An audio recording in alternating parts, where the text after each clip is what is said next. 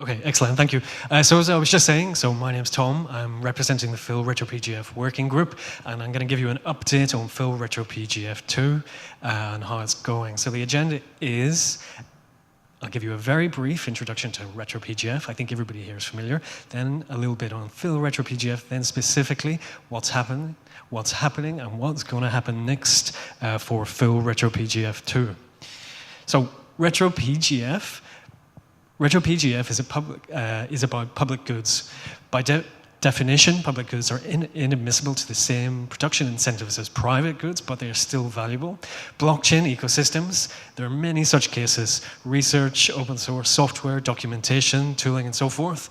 And really, RetroPGF is one structure, one out of many, as we've seen, that can be used to fund impactful public goods projects retroactively that have proven impact and incentivize the creation of new impact.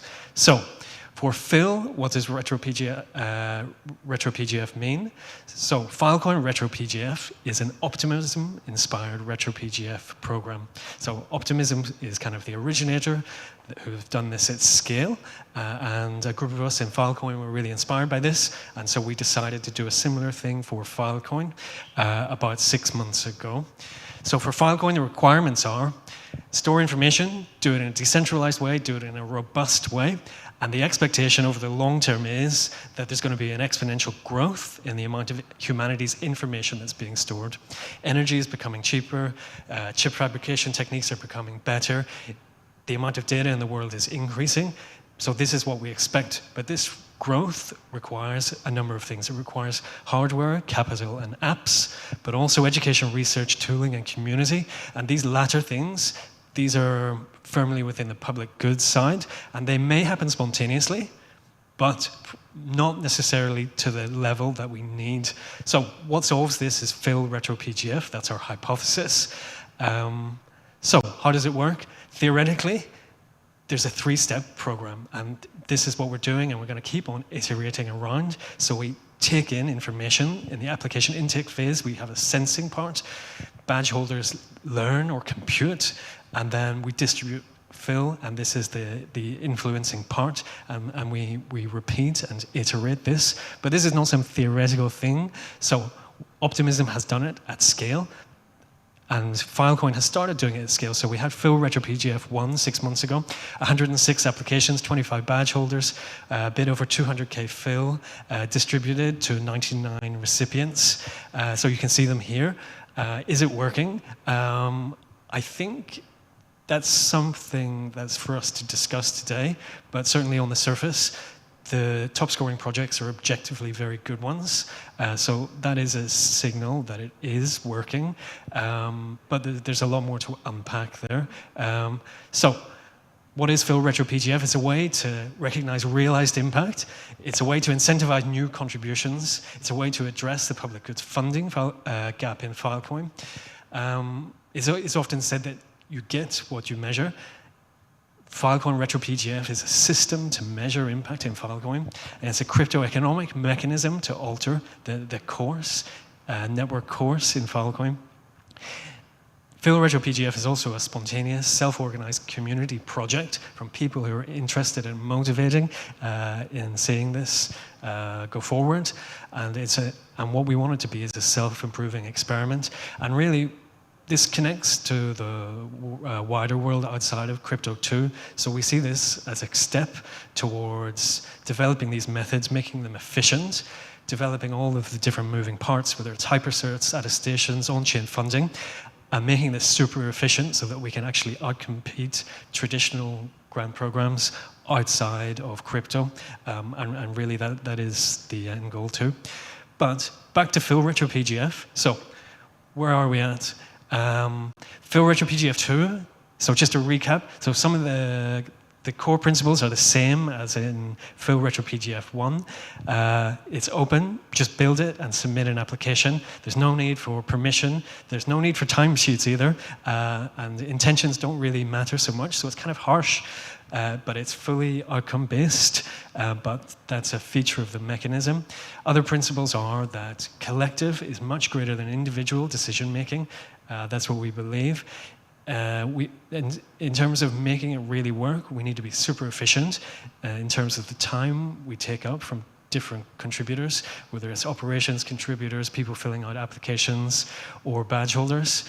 And we also need to be efficient in terms of the funding amount to run the program. If it's 25%, that's not going to work. But if you can get the amount of funding to run the program down to 5%, then that's very competitive.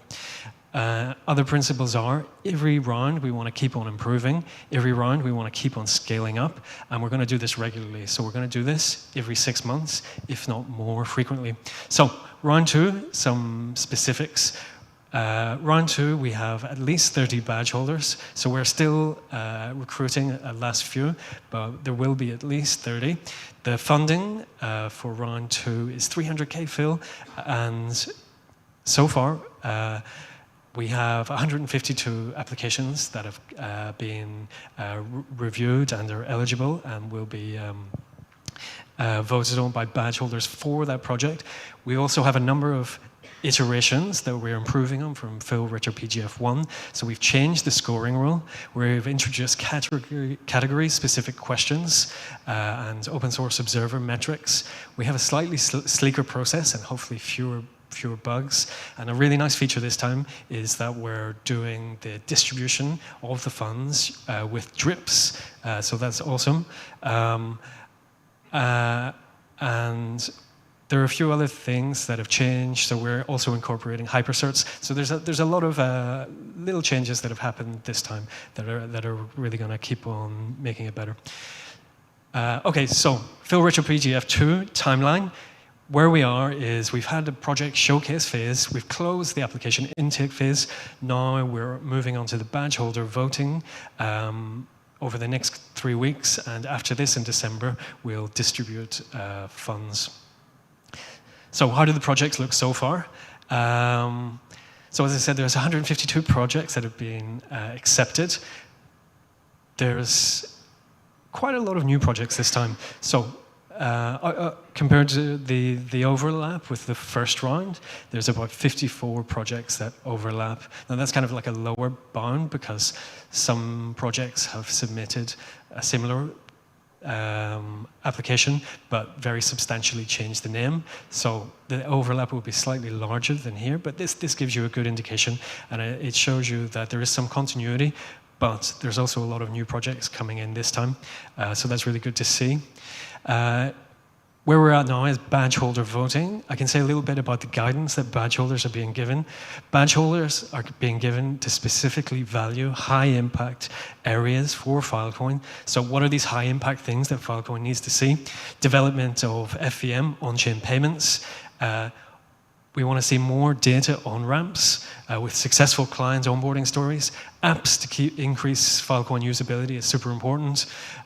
Also, we need to keep hammering away whenever it comes to fundamental protocol research and development. This stuff's super hard, takes a long time, but it is really critical.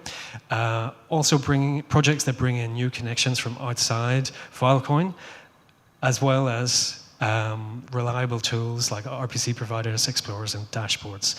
And we also want to especially encourage badge holders to value new entrants to the round. Okay, so what needs to happen next with FIL-RetroPGF? So we're going to keep doing this, and we're going to keep repeating and iterating and updating. What determines the updates? The updates, of course, at a high level, are determined by the mission of the network to provide a robust and decentralized foundation for humanity's information. Now, within that, there are a lot of constraints, both hard and soft, and sub-goals to unpack, and I think really that should be the goal of today's session overall. But if I can highlight some of these sub-parts. So I think a low-hanging fruit that can be good to really improve what we're doing is to improve the visual design. I mean, something that Gitcoin is absolutely fantastic is providing these visual communications. I think that's super important. Another thing that we can keep on improving is operations. So adding more depth to the team to make it more resilient and keep on increasing efficiency. So as I said earlier, if the cost is 20%, 15%, this is not going to work. It needs to be sub 10%. In addition to this, We need to scale capacity. So there's some notion of capacity in terms of the amount of impact that the program can support, and it's unclear if we're really maximized that at the current level of funding. But let's say that we have, then the next thing to do will really be to increase the amount of funding in the rounds. So that's something we want to keep on doing, is keep on scaling that up. And I think a good place to be would be maybe 3 to 10x within the next year or so. Then you can really start incentivizing a substantial amount of impact. Another thing that we need to drive this is the round itself needs to be extremely long-term, regular and resilient, so there needs to be some kind of governance associated with it. So that's about it. I'll just leave you with the kind of big questions that we're mulling over. So is it working? Yes, it is, but is it working enough? That's something for us to discuss. And what are the policies and parameter updates to make it work better? So I'd love to have input from different people on this, and just a shout out for FIL-RetroPGF 2. Thanks to the 152 applications that have come in, the donors, Protocol Labs, Holon, and Filecoin Foundation, the badge holders, the operations contributors, GitHub, Crypto Econ Lab, Kariba, Open Impact Foundation, M Square, Hypercerts, and Drips. Thank you.